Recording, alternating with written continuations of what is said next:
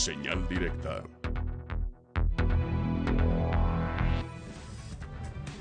Continuamos en Señal Informativa, vamos a la línea telefónica, agradecemos a Sandra Romandía, escritora, que nos tome una llamada para platicar del libro Narco, Ciudad de México. Sin duda, cuando se habla de mapas del narcotráfico en nuestro país, muy rara vez se piensa en la presencia que pueden tener o que exista uno en particular en la Ciudad de México. De eso trata esta historia. Muchas gracias por tomar la llamada, Sandra. Buenos días.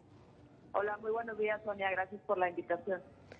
Cuéntanos un poco sobre la construcción que hace sobre el narcotráfico en la Ciudad de México. Sí, mira, Narcos CDMX es un libro que nace básicamente por un poco de lo que comentas.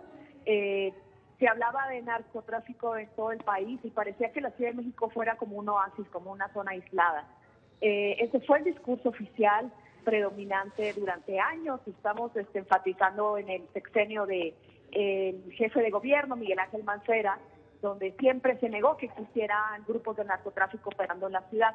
Entonces, un grupo de periodistas, una servidora, Antonio Nieto y David Fuentes, nos dimos a la tarea de investigar qué es lo que pasaba y poder contar un poco no solo quiénes son los grupos que operan, sino cómo operan con alianzas de cárteles transnacionales, pero aparte también cómo desde 10 años atrás ya se venía gestando la creación de estos grupos y se dejó crecer. ¿Qué características tiene el narcotráfico en la Ciudad de México y cuál es el papel que juega en el mapa del narcotráfico del país? Mira, tiene características muy específicas. Es verdad, no es como los grupos de cárteles transnacionales, pero si bien tiene algunas características y algunas similitudes. Por ejemplo, estos grupos nacieron en un barrio, específicamente hablo del cártel de Tláhuac y del cártel La Unión de Tepito, del grupo de La Unión de Tepito, nacen de un barrio y sus orígenes son casi muy familiares. Son grupos que empezaron como narcomenudistas, eso es verdad, pero que con el tiempo empezaron a hacerse de una red de distribución y producción, ya el mayoreo los que los convirtió en grupos de narcotráfico y que empezaron a diversificar sus delitos, que esto ya no solo es vender droga al menudeo, sino distribuirla al mayoreo, sino también cobrar pisos, secuestrar, extorsionar, invadir predios, como normalmente lo empiezan a hacer los cárteles que ya han tenido presencia ya hace muchos años en el país, que se empiezan a diversificar, ¿no? También otra característica, fíjate, que nos llama mucho la atención, es que los líderes de estos grupos son muy jóvenes, en comparación con los liderazgos que luego existen en otras zonas del país. Te estoy hablando de edades de 20 y tantos años, que al momento que son detenidos o asesinados por las bandas rivales o por sus enemigos, pues el que sube a esta estructura criminal son más jóvenes.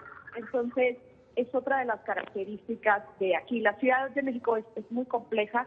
Eso había hecho casi que no se hubieran podido incrustar grupos grandes, sino que fueran los cárteles que todos conocemos, como el de Sinaloa, el Beltrán Leiva, etcétera, los que proveían al menudeo.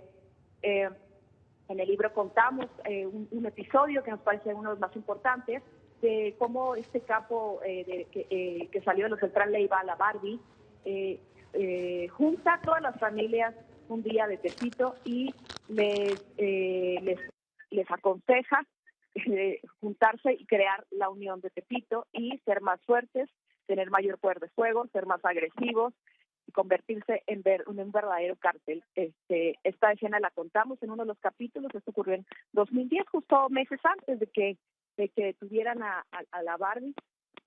Y así es más o menos como se fueron gestando estos grupos, lo que les da cierta particularidad. ¿Qué tipo de drogas son las que se mueven a través de estos cárteles? ¿Y la circunscripción en la que trabajan es solamente la Ciudad de México? Mira, las drogas son casi igual que en otros lados, la marihuana, cocaína, drogas sintéticas. Lo vimos hace poco en el operativo que hubo en Peralvillo 33, ahí en Tepito.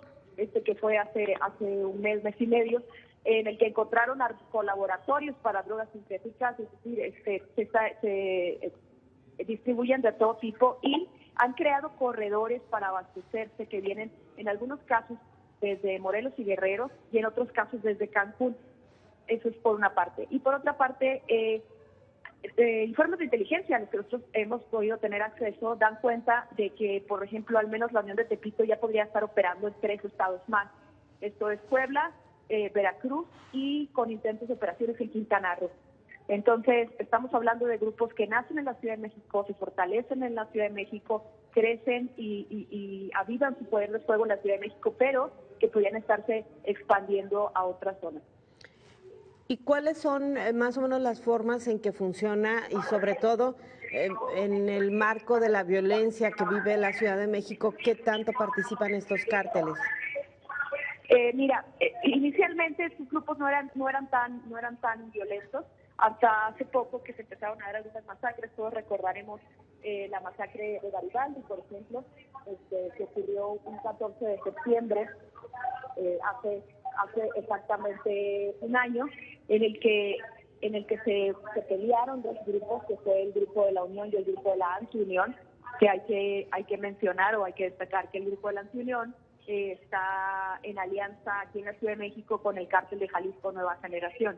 Entonces, en esa masacre de Garibaldi se mostró el poder de lucha de estas bandas y los sangrientos que pueden llegar a ser. Si bien no ocurren masacres como tan fuertes que causan un ruido mediático mayor, como han ocurrido desgraciadamente en Jalisco, en Chihuahua, en Nuevo León, sí están dejando una estela de sangre, en algunos casos con características mucho más, digamos, de bajo perfil.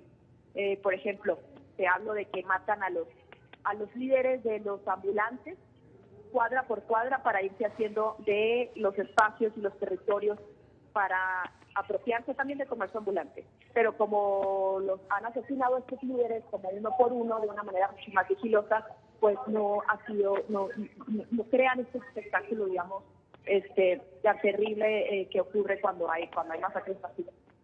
Claro. Y además, algo que sin dudas es o lo haría diferente es que se tiene que mover en zonas densamente pobladas, es decir, estamos de pronto acostumbrados que los líderes de los cárteles viven pues un poco aislados, a veces fuera de zonas urbanas, incluso han instalado sus centros de operación en zonas de difícil acceso. En la Ciudad de México estamos hablando de que pues son los vecinos comunes y corrientes, ¿no? Sí, son características muy distintas, como bien dices, porque aquí no hay manera como de huir o irse a perder a la tierra, por así decirlo, ¿no?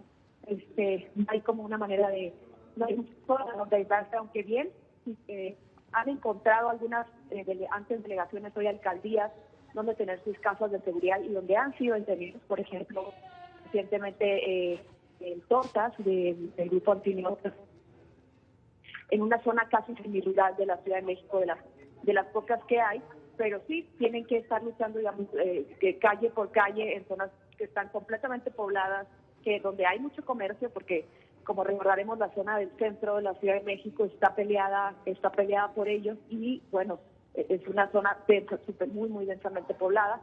Y hemos encontrado también casos en los que, por ejemplo, instalan sus casas de seguridad en colonias como la Narvarte, en colonias como la Roma, que tienen un alto poder adquisitivo y hasta turísticas, y aún así se ha logrado camuflajear quizás las características de una ciudad tan poblada en la que no todo el mundo se conoce, permite que estos grupos estén trabajando así.